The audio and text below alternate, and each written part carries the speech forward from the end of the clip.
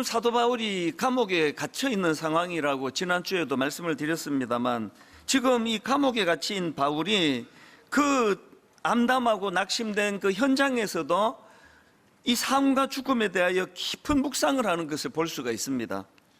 그리고 그 상황에서 자기가 어떤 삶의 의미를 되새겨야 하는지 이런 것들을 점검하고 그것을 또 성도들에게 편지로 그렇게 마음을 전하는 이런 내용이 참 감동적으로 와닿았는데요. 저는 이런 내용을 담고 있는 이 본문 말씀을 묵상하다가 그 오스기니스가 쓴 책에 나오는 그 용어입니다. 이 소명이라는 책에 보면은 그 위대한 상승, 그리고 또 위대한 하강, 이런 그 용어가 나오는 것을 볼 수가 있는데요. 이 오스기니스가 말하는 위대한 상승이라는 게 뭐냐 하면은, 이 위대한 상승이라는 건 이 시대의 흐름, 이 욕망을 따라 사는 이 시대, 그래서 자기 성취, 또 자기 만족을 추구하는 인간의 본능, 인간의 욕구, 그리고 더 많은 것들을 소유하고자 하는 이런 인간의 욕구, 이런 것들을 묶어서 위대한 상승이다, 이렇게 표현을 했는데요. 더 많이 얻고 더 높이 올라가고 더 큰 영향력을 미치려는 그 본능적인 욕망이라고 하여서 이것을 위대한 상승이다, 이렇게 이름을 붙였는데, 오늘 오스기니스는 이것을 에로스의 길이다, 이런 표현을 또 쓰는 것을 제가 봤습니다.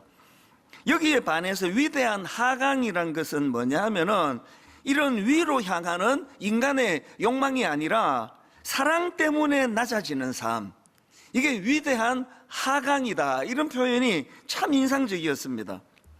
끊임없이 자기를 비우고 내려놓고 낮아지는 길이라고 해서 그 이름을 위대한 하강이라고 그렇게 부르는데, 오스기니스는 이것을 아가페의 길이라고 그렇게 설명을 합니다. 왜 아가페의 길입니까? 이 위대한 하강은 예수 그리스도께서 걸어가신 그 길이거든요. 예수 그리스도께서 우리를 사랑하셔서 그 모든 것들을 다 내려놓으시고 십자가의 자리까지로 하강, 그 내려가셨기 때문에 이걸 위대한 하강이다, 그렇게 부르는데요. 그러니까 오늘 이 시대도 이 두 구도예요. 오늘 우리 이 세상은 끊임없는 위대한 상승을 부추깁니다. 그런데 이런 세상이 추구하는 위대한 상승이 갖고 있는 부작용이 만만치가 않잖아요. 이 위대한 상승은 사람들로 하여금 끊임없는 경쟁의 장으로 빠뜨리는 거거든. 그래서 많은 사람들이 그것 때문에 실패감을 경험하고 자존감이 낮아지고 우울하고 이런 부작용이 일어나는 거 여러분 다 아시잖아요.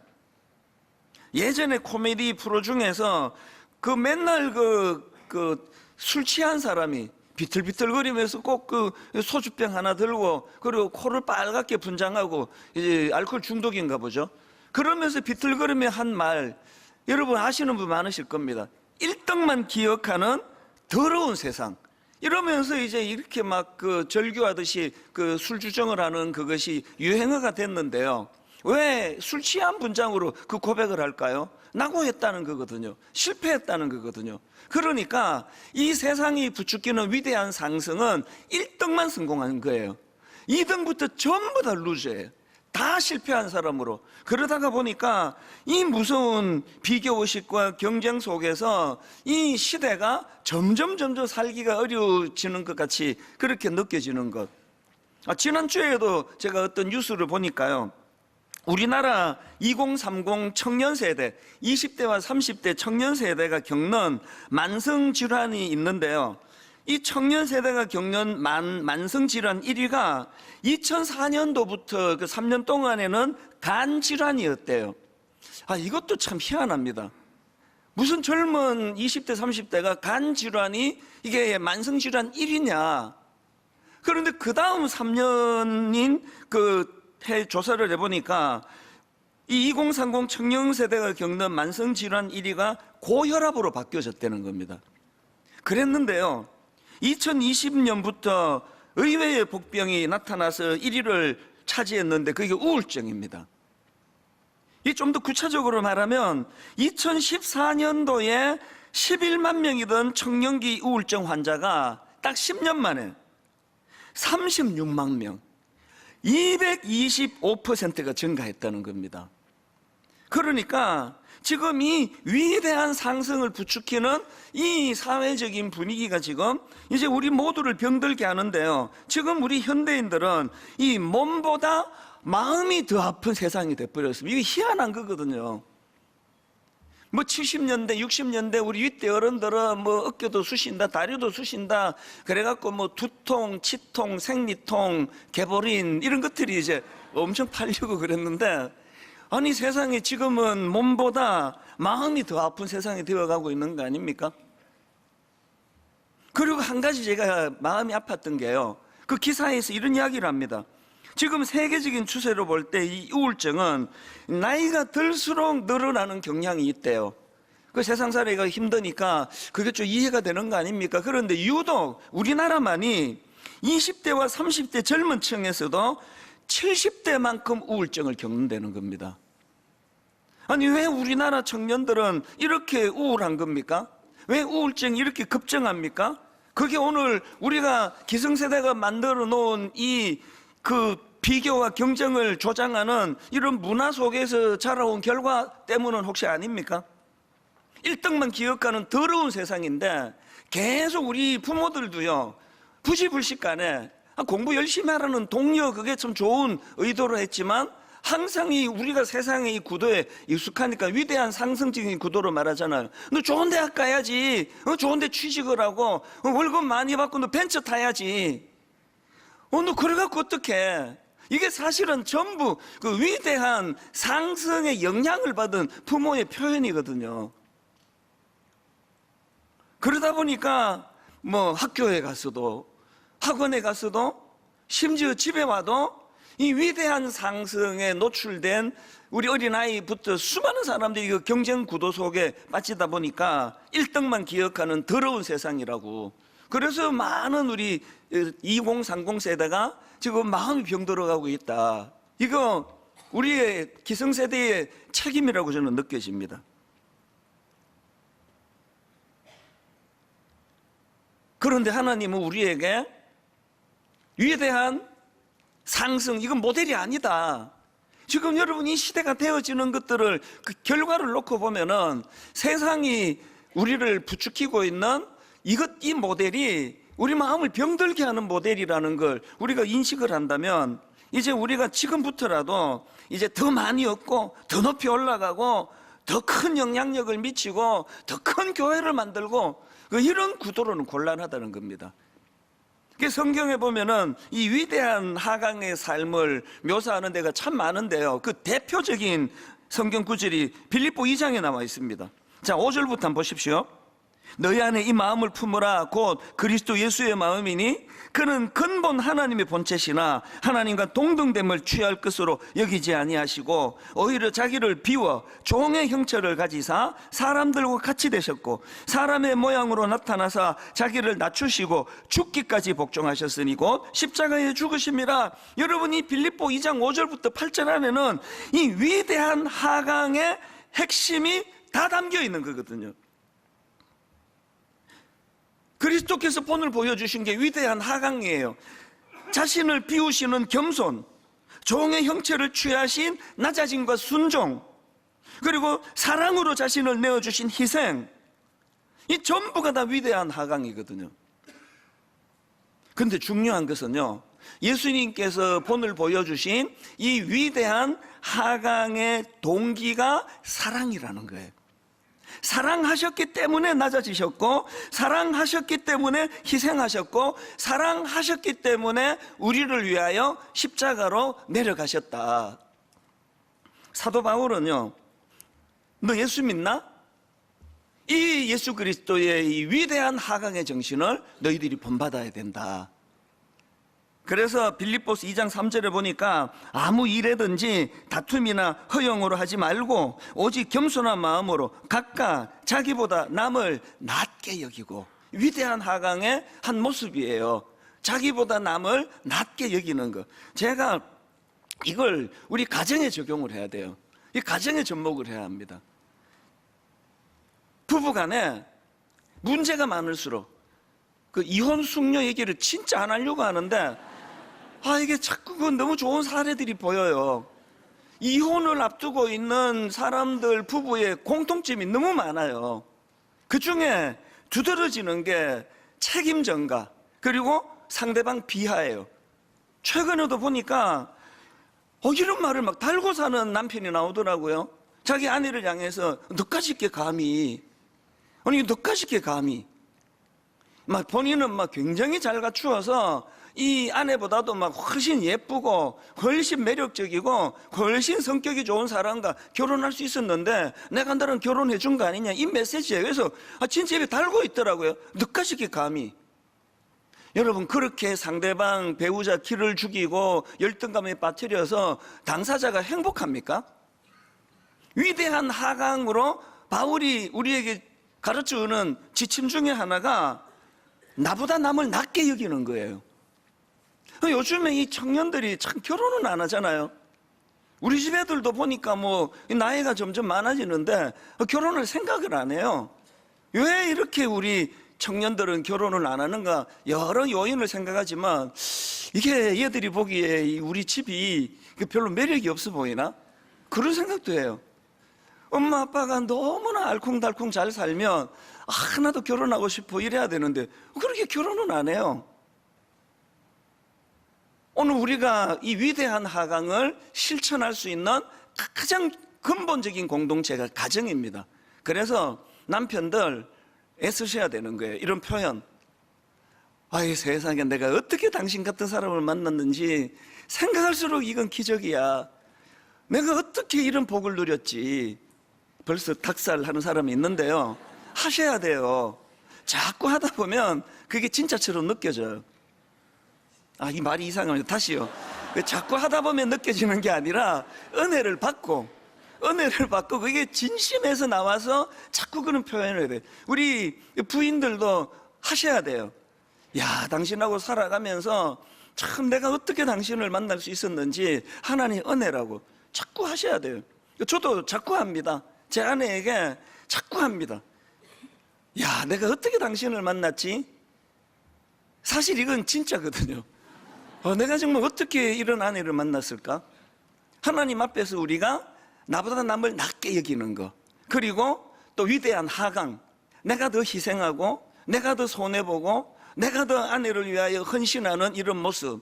그래서 우리 예수 믿는 가정 안에서 부부가 서로 이런 모습을, 어릴 때부터 애들이 아빠를 보면은 맨날 엄마가 그렇게 자격도 없는 나한테 그렇게 시집을 와서 내가 늘 고맙다 그러고, 엄마는 또 아빠에 대해 또 그렇게 이야기하고, 그런 가정에서 우리 자녀들이 참 가정에 대한 긍정적이고 건강한 그런 기대감을 갖게 되지 않을까요?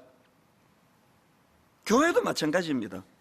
교회는요, 이 위대한 하강에 연습하는 실습장입니다. 다락방? 위대한 하강을 훈련하는 곳이에요. 우리 청년들이 교회로 돌아오게 할 수 있는 유일한 비결이 있다면 우리 어른들이 모두 은혜를 받아야 돼요. 그리고 교회만 오면은 바깥 세상에는 1등만 기억하는 그런 세상인데, 교회에는 그런 걸로 사람을 평가하지 않고, 무슨 대학 나온 걸로 사람을 평가하지 않고, 어디 취직에 있는가 그런 걸로 사람을 평가하지 않고, 그 존재만을 귀하게 여기고 서로 축복하고, 그런 위대한 하강이 교회 안에서 구현돼야 되는 모습이라고 생각합니다. 여러분, 이런 위대한 하강을 실천하는 게 왜 중요한가 하면은요, 그런 사람들에게 자기 스스로를 낮추며 위대한 하강을 노력하는 사람들에게 주시는 열매가 있습니다. 어떤 열매가 있는지를 오늘 본문 6절부터 다시 한번 보십시오. 빌립보 2장 6절입니다. 그는 근본 하나님의 본체시나 하나님과 동등됨을 취할 것으로 여기지 아니하시고 오히려 자기를 비워 종의 형체를 가지사 사람들과 같이 되셨고 사람의 모양으로 나타나사 자기를 낮추시고 죽기까지 복종하셨으니 곧 그리스도의 죽으심이라. 이 위대한 하강인데요, 그랬더니 바로 그 다음 9절입니다. 이름으로, 이 접속사가 진짜 중요한 거예요. 이름으로 하나님이 그를 지극히 높여 모든 이름 위에 뛰어난 이름을 주사 하늘에 있는 자들과 땅에 있는 자들과 땅 아래에 있는 자들과 모든 무릎을 예수의 이름에 꿇게 하시고 모든 입으로 예수 그리스도를 주라 시인하여 하나님 아버지께 영광을 돌리게 하셨느니라. 이게 기독교의 가장 중요한 핵심이에요. 위대한 하강을 통해 예수 그리스도가 끊임없이 낮아지시는 권리 포기의 자리로 가셨을 때 성부 하나님께서 그리스도를 위대한 자리로 올려주시는 이 원리, 이게 기독교의 핵심이라는 거죠. 그래서 여러분 묻고 싶어요. 우리 여기 모태신앙, 우리 장로님들, 또 우리 목사님, 또 저와 여러분에게 이 구절에 이름으로가 있습니까? 이름으로를 경험합니까? 내가 나를 낮추는 위대한 하강의 자리에 내려갈 때 하나님은 우리를 높여주신다는 걸 삶 속에서 이론이 아니라 실제로 이거 한번 경험해 보셨냐고요. 이름으로가 있습니까? 계속 우리는 세상의 영향을 받아서 위대한 하강, 위대한 상승, 기도조차도, 복음조차도 그렇게 이용하는 거 아니냐고요. 이 세상 사람들이 막 예수 믿는 사람 보고 학을 때 저것들은 그냥 그 위대한 상승을 위해 가지고 편법을 동원하고 무슨 뇌물도 쓰고, 다 이게 이제 80년대 제가 자주 하던 이야기예요. 뇌물도 쓰고 편법도 쓰고, 게다가 저것들은 예수 이름까지 동원해. 예수 이름까지 맨날 기도하는 게 위대한 상승 아니냐고요. 이 근본적인 우리의 생각의 중심이 바뀌어지지 않고는 기독교가 매력이 하나도 없습니다. 아니 이 구절에 이러므로를 경험하지 못하는데 무슨 재미로 예수 믿느냐는 거거든요. 우리가 낮아질 때, 우리가 또 낮아질 때 그 동기가 뭐라고요? 사랑으로 내가 낮아질 때 주님은 우리를 위대한 제대로 된 상승이 주님의 손에 일어나게 된다는 것, 저와 여러분 이 꿈을, 이 목표를 가지면서 신앙생활을 하기를 원합니다. 세상은 말합니다. 높은 자리에 올라가야 성공이야, 더 많이 가져야 행복해. 그러나 성경은 그렇게 가르치지 않습니다. 마태복음 23장 12절, 누구든지 자기를 높이는 자는 낮아지고 누구든지 자기를 낮추는 자는 높아지리라. 이 하나님 나라의 역설, 이걸 맛보는 게 신앙의 매력이라는 거거든요. 오늘 본문에서도 사도 바울의 이 위대한 하강의 모습을 볼 수 있는데요, 놀라운 고백을 합니다.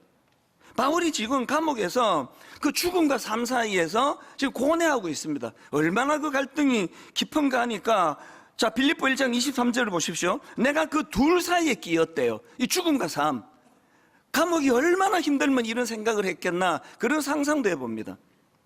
내가 그 둘 사이에 끼었으니 차라리 세상을 떠나서 그리스도와 함께 있는 것이 훨씬 더 좋은 일이라 그렇게 하고 싶으나 내가 육신으로 있는 것이 너희를 위하여 더 유익하리라. 너무 감동이 되는 거예요. 나 자신을 위해서라면 빨리 죽어서 주님 품에, 주님과 함께 동거하는 것이 내게 유익하지만 내가 왜 살려고 애쓰는지 아느냐? 내가 사는 것이 당신들에게 유익하기 때문이다. 제가 한 번씩 기도할 때 그런 기도를 드린다 그렇게 말씀드렸잖아요. 하나님, 오늘도 제가 호흡하는 이 일이, 이찬수 목사가 죽지 않고 살아있는 이 일이 누군가에게는 이것이 선물 같은 일이기를 원합니다.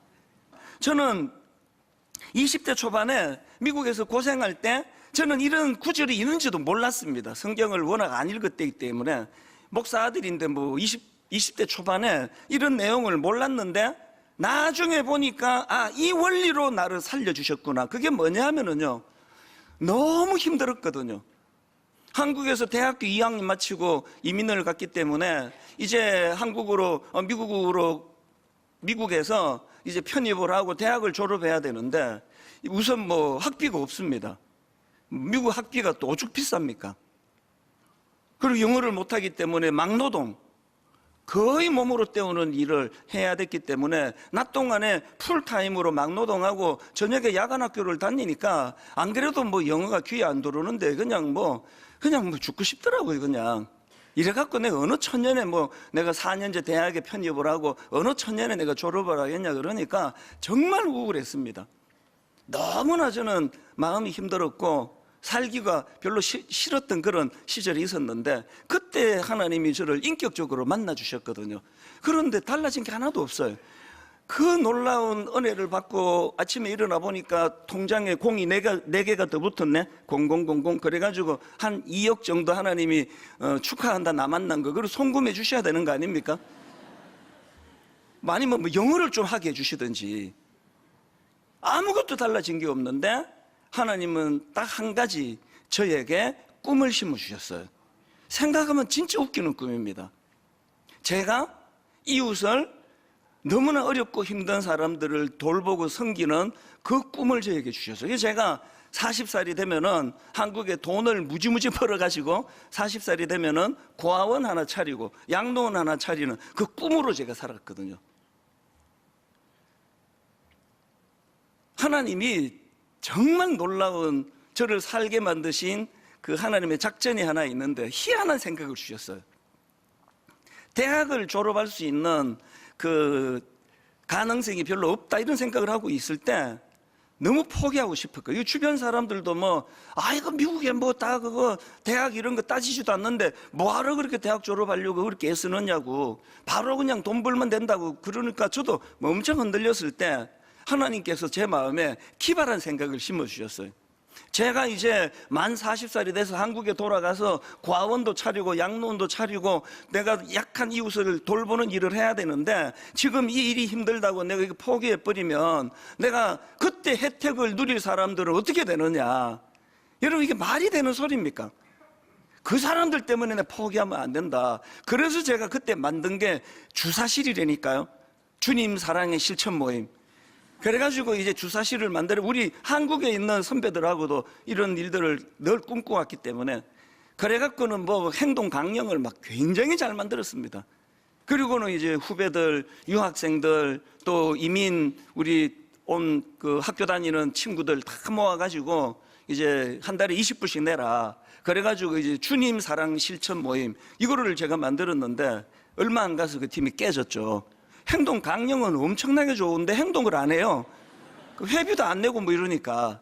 그래서 그게 깨졌지만 저는 그게 실패라고 생각하지 않습니다. 하나님은 그 일을 통하여 저에게 오늘날까지로 축적하면서 여기까지 일하셨다고 저는 믿거든요. 고아원 하나, 양로원 하나 꿈을 꿨던 저에게 하나님은 분당 우리 교회를 통하여 놀라운 여러 가지 일들을 계획하고 계시고 지금도 또 일하고 있게 만드셨다는 거예요. 내가 포기할 수 없는 거, 내가 포기하면 누군가 나 때문에 혜택을 받아야 될 그 누군가가 손해보는 일이다. 이런 생각을 20대 초반에 하게 만드는 거, 이게 성령의 역사 아닙니까? 오늘 여러분 사도 바울이 가지고 있었던 감옥에서도 기쁨을 잃지 않았던 게 꿈이거든요. 본문에 보면은 바울이 가졌던 위대한 동력이 두 가지인데 첫 번째로 하나는 삶의 목적이 뚜렷했습니다. 그 삶의 목적은 그리스도가 존귀하게 되는 삶. 그래서 오늘 본문 빌립보 1장 20절 보십시오. 나의 간절한 기대와 소망을 따라 아무 일에든지 부끄러워하지 아니하고 지금도 전과 같이 온전히 담대하여 살든지 죽든지 내 몸에서 그리스도가 존귀하게 되게 하려 하느니 이는 내게 사는 것이 그리스도니 죽는 것도 유익함이라. 너무나 뚜렷한 삶의 목표가 있으니까 감옥에 가 있는 이건 별로 중요하지 않은 거예요. 그러니까 상처를 안 받는 거거든요. 그런가 하면 바울이 갖고 있던 두 번째 동력이 뭐냐? 자기 존재의 이유. 나는 누군가에게 유익을 주는 삶. 그래서 바울이 22절부터 다시 보십시오. 내가 그 둘 사이에 끼었으니 차라리 세상을 떠나서 그리스도와 함께 있는 것이 훨씬 더 좋은 일이라. 그렇게 하고 싶으나 내가 육신으로 있는 것이 너희를 위하여 더 유익하리라. 존재의 이유. 누군가에게 유익을 주는 삶.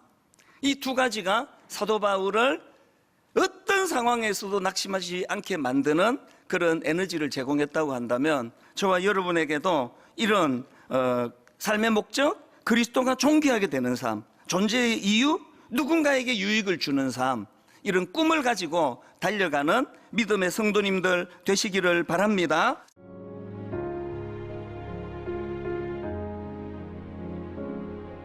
지금은 선교 헌금 시간입니다.